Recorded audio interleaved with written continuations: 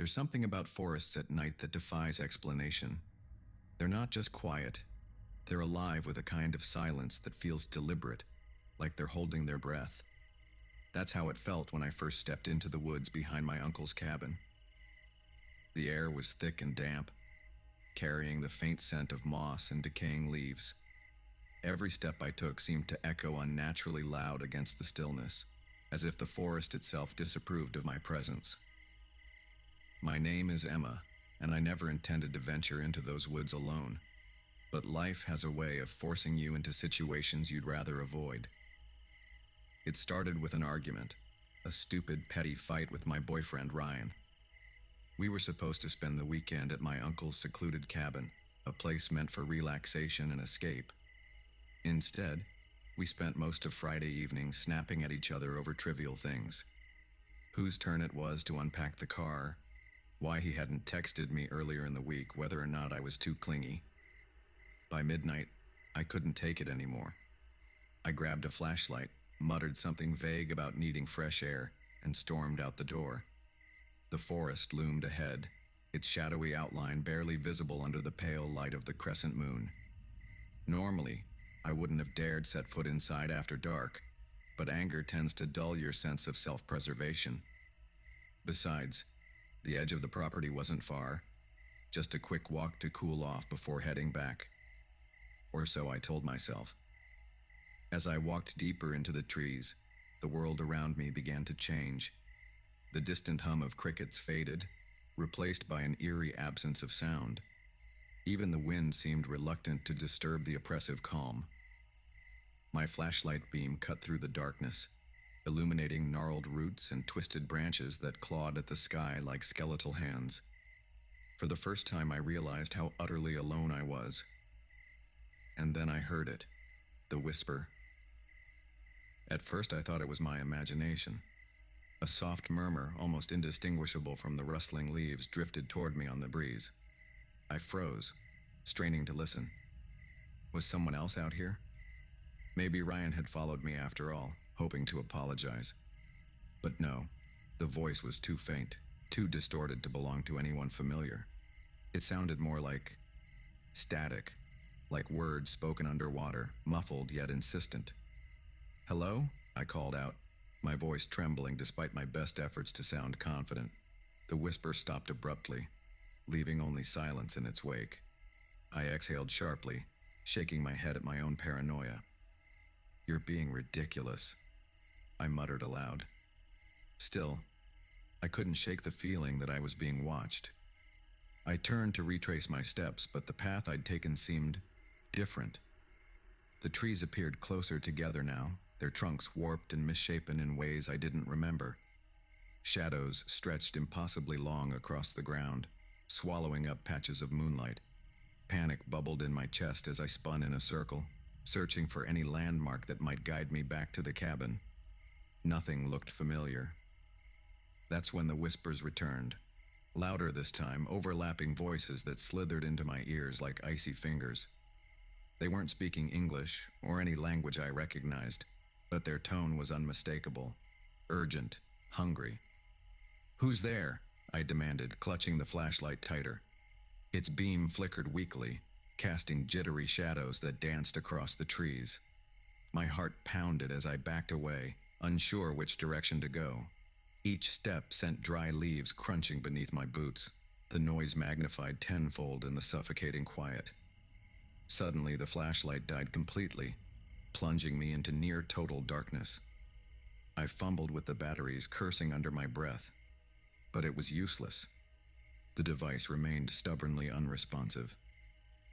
As I stood there, blind and vulnerable, the whispers grew louder, forming a cacophony of guttural sounds that pressed against my skull.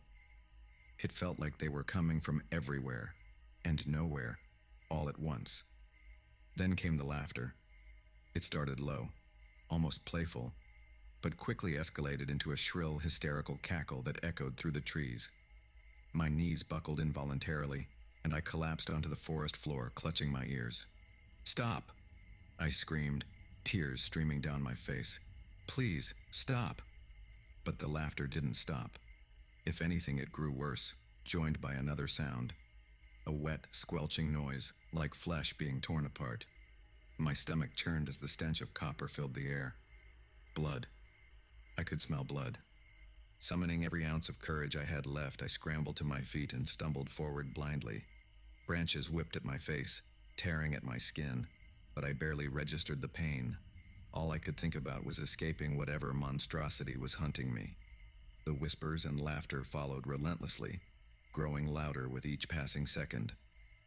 Eventually, I broke through a cluster of trees and found myself in a small clearing. In the center stood an ancient oak tree, its massive trunk gnarled and blackened as though scorched by fire. Etched into its bark were symbols I didn't recognize, runes carved deep into the wood, oozing a viscous liquid that gleamed faintly in the moonlight. Surrounding the tree were dozens of crude effigies made from sticks and twine, their shapes vaguely humanoid. Some had scraps of fabric tied around them, while others bore tufts of hair or feathers. Before I could process what I was seeing, movement caught my eye. Figures emerged from the shadows, stepping silently into the clearing. At first glance, they looked human, men and women dressed in tattered robes. But their faces were wrong. Their eyes glowed faintly red, and their mouths hung open impossibly wide, revealing rows of jagged teeth. They moved with jerky, unnatural motions, like marionettes controlled by unseen strings. One of them pointed at me, emitting a guttural hiss that sent shivers down my spine. The others began closing in, forming a loose circle around me. I backed toward the oak tree, desperate to put some distance between myself and these creatures. My hands brushed against the rough bark, and I felt something sticky coat my fingertips. Looking down, I realized I was touching one of the runes. It pulsed faintly beneath my palm, sending a jolt of electricity coursing through my body. The figures halted, tilting their heads in unison as if listening to some silent command. Then, without warning, they lunged. Time slowed to a crawl as the nearest figure reached for me. Its fingers were impossibly long, tipped with razor-sharp claws that gleamed in the dim light. I ducked instinctively, narrowly avoiding its grasp, and swung my flashlight like a club. The makeshift weapon connected with a sickening crack, shattering the creature's jawbone. Black ichor sprayed across my face, burning where it touched my skin. Screaming, I pushed past the injured figure and bolted toward the edge of the clearing. Behind me, the others gave chase, their unearthly screeches filling the air. I didn't dare look back. I couldn't afford to lose momentum. My lungs burned and my legs screamed in protest, but adrenaline kept me moving. Just as I thought I might outrun them, the ground gave way beneath me. I plummeted into darkness, landing hard on a bed of damp earth. Pain exploded in my ankle, but I forced myself to sit up, shining the miraculously revived flashlight around. I was in a cavern of sorts, its walls lined with jagged stone formations. Strange carvings similar to those on the oak tree adorned the ceiling, glowing faintly with the same eerie light. In the center of the cavern lay a pile of bones, human bones. Skulls grinned up at me, their empty sockets seeming to mock my predicament. And nestled among the remains was a leather-bound book, its pages yellowed with age. Something compelled me to pick it up, though every fiber of my being screamed at me to leave it alone. Flipping it open, I saw more of the strange runes, accompanied by grotesque illustrations depicting rituals involving sacrifice and mutilation. A sudden noise above snapped me out of my trance. The creatures had found the entrance to the cavern and were descending rapidly. With no other options, I clutched the book to my chest and limped toward a narrow tunnel branching off from the main chamber. The passage sloped downward steeply, forcing me to crawl on hands and knees as the sounds of pursuit grew louder. Finally, I emerged into another clearing, one bathed in golden sunlight. Relief washed over me as I spotted the cabin in the distance. Somehow I'd made it back.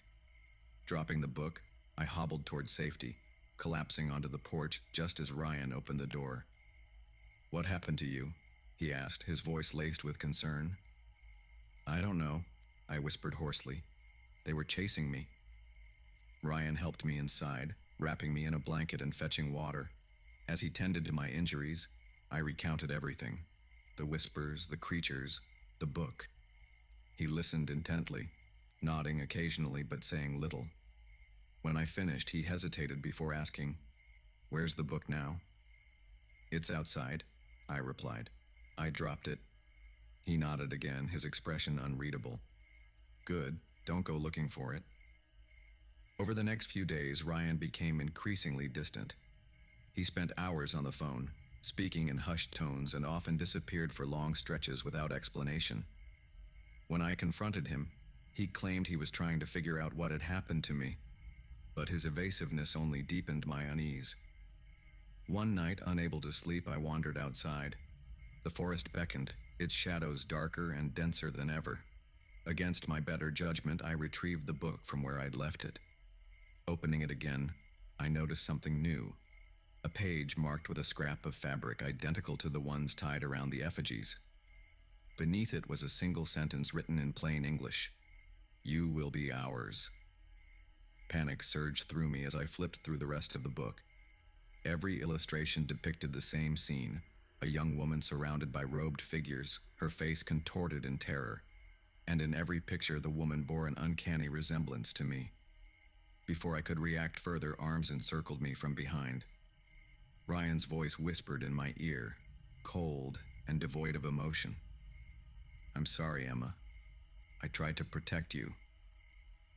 As the world dissolved into darkness, I realized the truth. The forest hadn't chosen me, it had chosen him. And now, thanks to me, it would claim us both.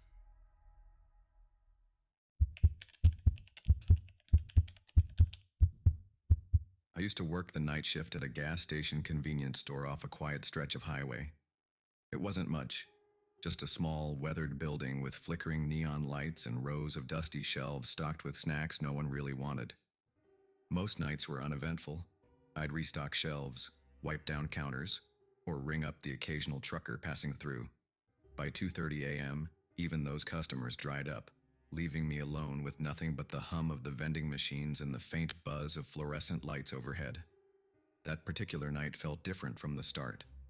Maybe it was the oppressive silence pressing against the windows, or maybe it was the way the trees beyond the parking lot seemed to lean closer than usual, their branches clawing at the sky like skeletal fingers. Whatever it was, something about the air made my skin crawl.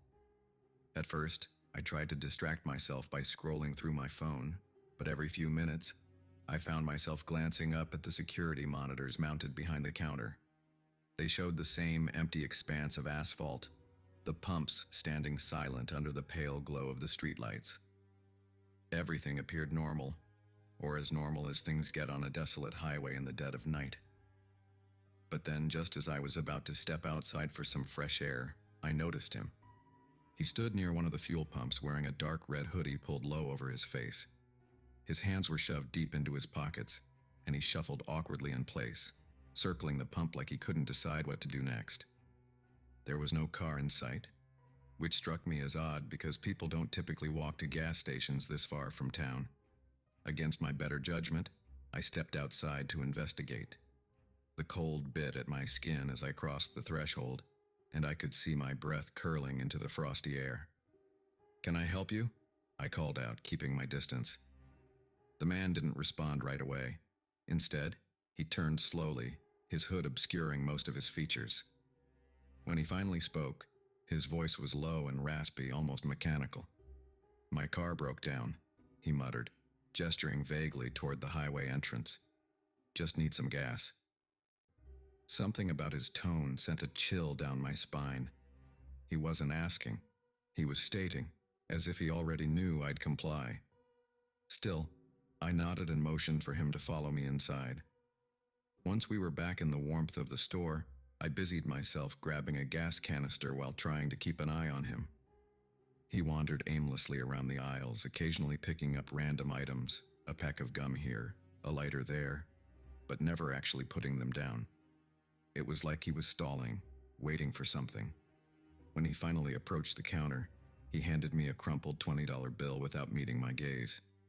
As I rang up the transaction, I asked where exactly his car was parked.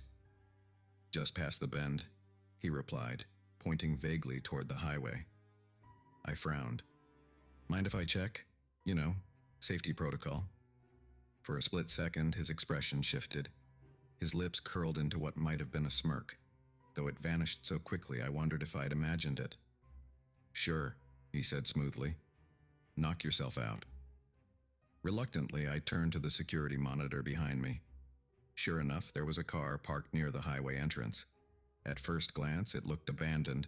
The headlights were off, and the engine appeared to be dead.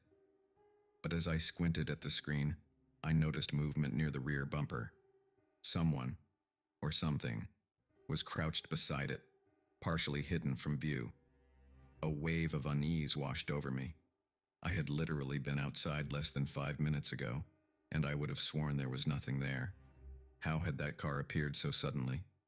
Before I could process what I was seeing, the man cleared his throat impatiently. "You coming?" he asked, his voice sharper now, tinged with impatience. I forced a smile and grabbed the gas canister. "Yeah, let's go."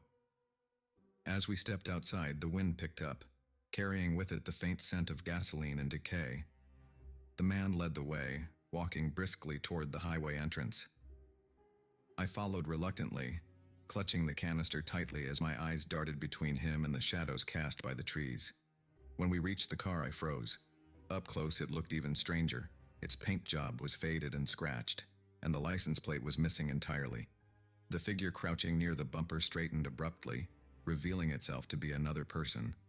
A woman, her face obscured by tangled hair, stared at me with hollow eyes before slipping silently into the woods without a word. "What the hell?" I whispered, taking a step back. The man chuckled darkly. "Don't worry about her," he said dismissively. "She's shy." His casual dismissal only heightened my alarm. My instincts screamed at me to run, but I hesitated, unsure of how to extract myself from the situation without provoking him. "Where's your flashlight?" he demanded suddenly, snapping me out of my thoughts. I left it inside," I stammered, backing away slowly. "I'll grab it real quick." Without waiting for a response, I turned and bolted toward the store, my heart pounding wildly in my chest. Once inside, I slammed the door shut and locked it, my hands trembling as I fumbled with the keys. Then, without hesitation, I slammed my palm onto the emergency panic button beneath the counter. The alarm screeched through the building, shattering the silence. For a moment, I thought the noise might scare him off. But when I glanced at the monitors, he hadn't moved. In fact, he seemed amused, leaning casually against the side of the car with a smug grin plastered across his face. And then, he waved. Not a frantic wave, not a panicked gesture. It was deliberate, almost mocking. Panic surged through me as I realized the gravity of the situation. This wasn't just some random stranger needing help. Something far more sinister was unfolding, and I was trapped in the middle of it. Desperate for backup, I dialed 911, explaining the situation as calmly as I could. Meanwhile, I kept one eye glued to the monitors, watching as the man began pacing back and forth near the car. Every so often, he'd glance toward the woods, as if expecting someone, or something, to emerge. Minutes ticked by agonizingly slowly. Just as I was starting to think he might leave, the front door rattled violently, startling me. I spun around to see him standing there, his face pressed against the glass, his grin wider and more grotesque than before. But that wasn't the worst part. Behind him, emerging from the darkness, were two figures. The woman from earlier, and another man whose face was obscured by a mask. They moved unnaturally, their limbs jerking like marionettes controlled by invisible strings. Paralyzed with fear, I backed away from the door until my spine hit the wall.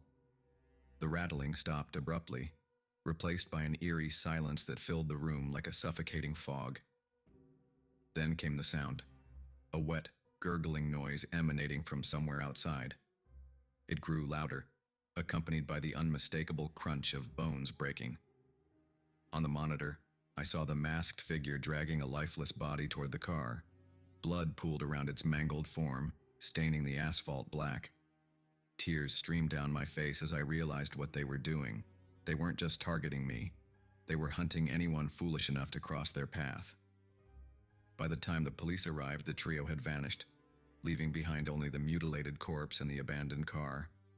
Officers combed the area, but there was no sign of them. No footprints, no tire tracks, nothing. What haunted me most, however, wasn't the gore or the violence. It was the final image I saw on the monitor before fleeing to the back room.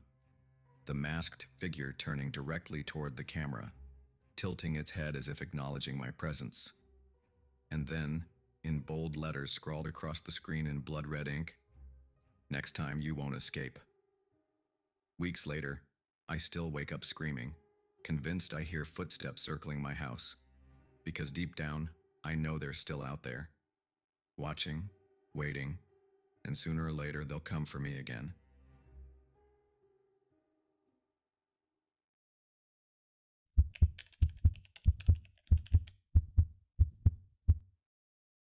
You ever get that feeling? Like someone's watching you? Not in a creepy guy across the street kind of way, but something deeper? Like the universe itself has turned its gaze on you and decided you're worth paying attention to? That's how it started for me. My name's Ryan and I drive a cab for a living. It's not glamorous work, long hours, unpredictable customers, and streets that feel lonelier the deeper you venture into the night, but it pays the bills. Most nights are uneventful. Drunk college kids stumbling out of bars, couples heading home from dinner, or insomniacs craving fresh air. But there are moments when the city feels off, like it's holding its breath, waiting for something to happen. That particular evening started like any other. The rain had just stopped, leaving behind slick pavement that reflected the neon glow of streetlights. My cab idled at a red light on the edge of downtown, where towering skyscrapers gave way to quieter residential neighborhoods. The clock on my dashboard read 11:47 p.m., a witching hour of sorts for drivers like me. People who climb into cabs this late aren't always looking for a ride. Sometimes they're running from something, or someone. I tapped my fingers against the steering wheel, scrolling through old playlists on the radio to pass the time. That's when I saw her. She stood beneath a flickering lamppost on the corner, her silhouette sharp against the dim orange light. Her coat was drenched, clinging to her frame despite the rain having ended hours ago. She raised her hand hesitantly, as if unsure whether she wanted to flag me down. Something about her posture caught my attention. Not fear exactly, but an odd stillness, like she wasn't fully present. Against my better judgment, I pulled over. When she opened the door and slid into the back seat, the interior of the cab grew colder, though the heater was cranked up. She didn't meet my eyes in the rearview mirror, instead staring out the window with a distant expression. Her hair clung to her face in damp strands and her hands trembled slightly as she clasped them together. "Where to?" I asked, keeping my tone neutral. She hesitated before answering, her voice soft and strained. "Just drive." It wasn't an unusual request. I'd had passengers ask for aimless rides before, usually because they needed time to think or escape whatever chaos awaited them at home. Still, something about her unsettled me. There was no scent of alcohol or drugs, nothing to suggest she was fleeing trouble. Yet her presence felt wrong, like she belonged to some place darker than the world outside my windows. "All right," I said, pulling away from the curb. "We'll take a little tour." For the first 10 minutes, neither of us spoke. The only sounds were the rhythmic swish of windshield wipers and the hum of tires rolling over wet asphalt. Occasionally, I glanced at her in the mirror, but she remained motionless, her gaze fixed on the passing scenery. Then, without warning, she leaned forward slightly. "Do you believe in ghosts?" she asked abruptly. The question startled me. "Not really," I replied, forcing a chuckle. "Why? You trying to scare me?" She didn't laugh. Instead, she tilted her head, studying me intently. "You should." Her words sent a shiver down my spine, though I tried to brush it off. Maybe she was messing with me, testing how far she could push before I called her bluff. Or maybe... "Turn here," she instructed suddenly, pointing toward a narrow side street lined with abandoned warehouses. The road twisted sharply, disappearing into shadows cast by crumbling brick walls. Reluctantly, I followed her directions, my grip tightening on the steering wheel. As we drove deeper into the desolate area, the silence became oppressive. Even the sound of the engine seemed muted, swallowed by the weight of the empty buildings looming around us. Finally, she told me to stop near an old factory gate covered in rusted chains. "This is far enough," she murmured, opening the door. Before I could protest, she stepped out, leaving the door ajar. I watched her walk toward the entrance of the building, her figure growing smaller as she disappeared into the darkness. Panic bubbled in my chest. "Hey," I called after her, climbing out of the cab. "You can't just leave. What about payment?" But she was already gone. I stood there for a moment, torn between chasing her and staying put. Common sense won out. I wasn't about to wander into a derelict factory alone in the middle of the night. Grumbling under my breath, I returned to the cab and slammed the door shut. As I turned the key in the ignition, however, the engine sputtered and died. "No, no, no," I muttered, twisting the key again and again. Nothing happened. Frustrated, I popped the hood and stepped outside to investigate. The street was eerily quiet, save for the occasional drip of water echoing in the distance. I fiddled with the engine for several minutes, but it was clear I wasn't getting anywhere without professional help. Pulling out my phone, I cursed when I realized I had no signal. Great. Just great. As I debated whether to walk back toward the main road, movement caught my eye in the rearview mirror. A figure stood beside the passenger side door, their face obscured by shadow. My heart leapt into my throat. What the hell? I spun around, but no one was there. Confused, I circled the car, peering into every dark corner. The street was empty.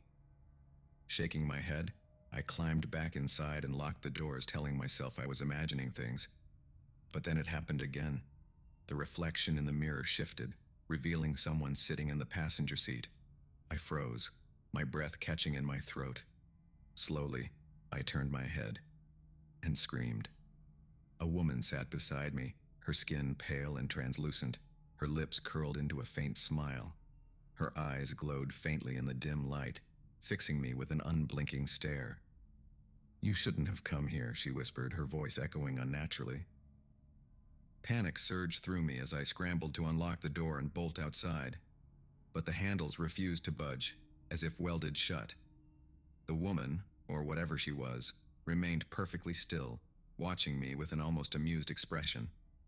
"Let me out," I shouted, pounding on the windows. "What do you want from me?" Her smile widened, revealing rows of jagged teeth. "Payment," she hissed. Then everything went black. When I came to, I found myself slumped over the steering wheel, my head throbbing painfully. The cab was parked in front of my apartment complex, the engine idling softly. For a moment, I thought it had all been a nightmare, until I noticed the blood smeared across the passenger seat. Horrified, I stumbled out of the car and collapsed onto the sidewalk. Neighbors rushed to help, calling an ambulance as I babbled incoherently about ghosts and factories. At the hospital, doctors found deep scratches along my arms and torso, though I couldn't remember how they got there. They kept asking questions, but I couldn't answer, because deep down, I knew the truth. She hadn't been alone. Weeks later, while reviewing security footage from my cab's dashboard camera, I discovered what truly happened that night. The video showed me pulling over for the woman, just as I remembered. But when she entered the vehicle, the camera captured something chilling. 2 additional figures climbed into the backseat behind her, their faces blurred and distorted. They surrounded me silently, their movements jerky and unnatural, until the screen cut to static. And then, written in jagged letters across the corrupted footage, "You owe us more than one fare." To this day, I avoid driving past midnight. But sometimes, when I'm alone in my apartment, I hear the faint sound of footsteps approaching and a soft knock at the door.